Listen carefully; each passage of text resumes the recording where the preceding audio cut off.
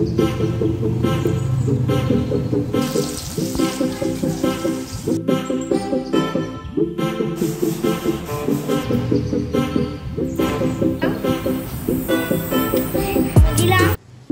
Friends, welcome back to my channel Pinki's daily blog.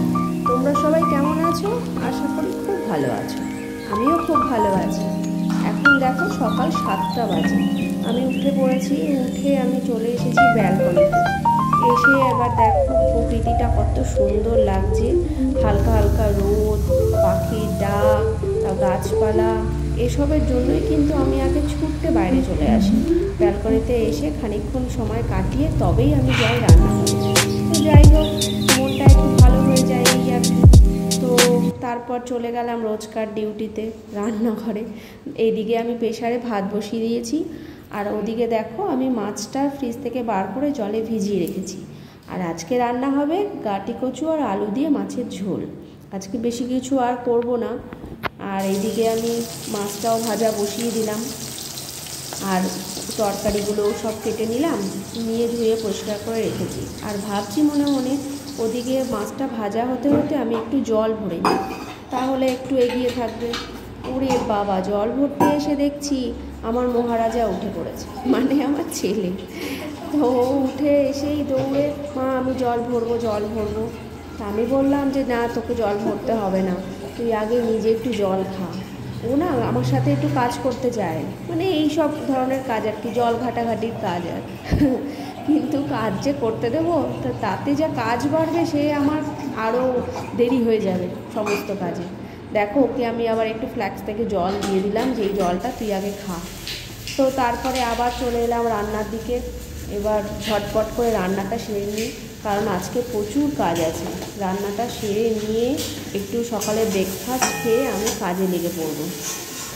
তো দেখো আমি রান্নাটাও করে নিয়েছি তাড়াতাড়ি করে। রান্নাটা করে ওদেরকে খেতেও দিয়ে দেবো, আমি নিজেও একটু খেয়ে নেবো, কারণ তারপরে কাজে লাগলে পরে আর সময় পাবো না। তো যাই হোক, এবার আমি রান্নাটা তাড়াতাড়ি করে সেরে নিচ্ছি। আজকে বেশি কিছু তো রান্না করব না, প্রথমেই বললাম। তো অল্প কিছুর মধ্যেই রান্নাটা সারবো। তো মোটামুটি আমার রান্নাটা কমপ্লিট হয়েও এসেছে। তারপরে থাকবে কিচেনটা ক্লিন করা, এই সব আর কি। তো ঝটপট করে রান্নাটা করে নিচ্ছি, নিয়ে আমরা খাওয়া দাওয়াও করে নিলাম। আর সকালের ব্রেকফাস্ট করে নিলাম, করে নিয়ে একবারে কিচেনে চলে এসে সব কিছু ক্লিন করে নিলাম। দেখো রান্নাঘরটা আমি কি সুন্দর করে ক্লিন করে নিয়েছি। আর ওদিকে আমার ছেলের খাওয়ার জন্য দুটো ফলও বার করে রেখেছি। তারপর কোমর বেঁধে নেমে পড়লাম কাজে। ঘরগুলো আমি সব তাড়াতাড়ি করে সব মুছে নেব। মোছা হয়ে গেলে পরের কাজে চলে যাব, যেটা সবচেয়ে বড় কাজ আমার কাছে মনে হয়, সেটা হলো বাথরুম পরিষ্কার। তো দেখো আমি বাথরুম পরিষ্কার করতেও চলে এসেছি। এবার ঝটপট ঝটপট করে করার চেষ্টা করছি বাথরুমটা পরিষ্কার করে নেওয়ার জন্য। আর আমার বাথরুমটা খুব বড়, যার জন্য একটু পরিষ্কার করতেও টাইম লাগে। তাড়াতাড়ি করে আমি বাথরুমটা পরিষ্কার করে নিলাম। এইবার আমি স্নান করে চলে এসেছি বারান্দায়। বারান্দাতে এসে দেখছি বাবা এখন বাজে 2টো থেকে 2:30টা। তো দেখো কীরকম বাইরে রোদ, প্রচণ্ড রোদ, প্রচণ্ড রোদ। আর আমি আমার হাজব্যান্ডকে বলছি যে দেখো এত রোদ বাইরে, এই জামা কাপড় এই ব্যালকনিতেই শুকিয়ে যাবে, আধ ঘন্টা লাগবে বরঞ্চ, তাতেই শুকিয়ে যাবে। আর এদিকে ভাবছি যে ওরা দুজন বসে আছে স্নান করে, আমি খেতে দেবো, তারপর ওরা খাবে। এবার আমি না গেলে ওরা খাবেও না, আমি যে আগে খেতে দিয়ে দেবো ওরা খেতে থাকবে তা করবে না। ওই আমি যাব, একসাথে বসে সবাই খাবে, আবার ভালোও লাগে একসাথে সবাই বসে খেলে, তাই না বলো? আর আমি তাড়াতাড়ি করে গিয়ে খাবারটা রেডি করে নিলাম, সব থালায় সাজিয়ে নিলাম। দেখো আজকে রান্না হয়েছে শুক্তো আর গাটি কচু আলু দিয়ে মাছের ঝোল, আর সাথে আছে বোঁদে। এই বোঁদেটা তোমাদের দাদা কিনে নিয়ে এসেছিলো সকালবেলা, দেখেছে গরম গরম ভাজছে, তাই দেখে কিনে নিয়ে এসছে।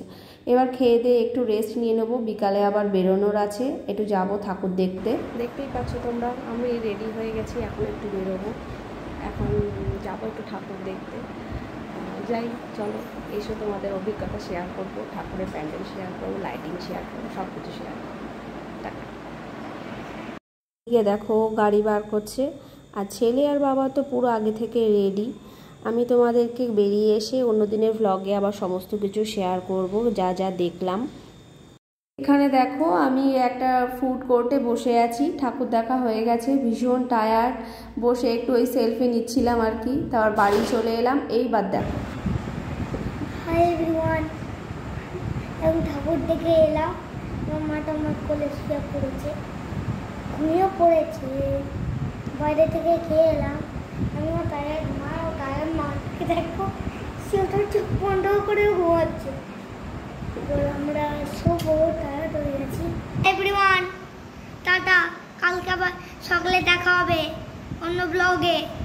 বুঝেছো আমার ছেলে কি সুন্দর তোমাদের সাথে বাই করলো, গুড নাইট বললো। তো পাকা বুড়োর কাজ দেখলে। তো ঠিক আছে, চলো টাটা সবাইকে, আবার কালকে দেখা হচ্ছে। Good night.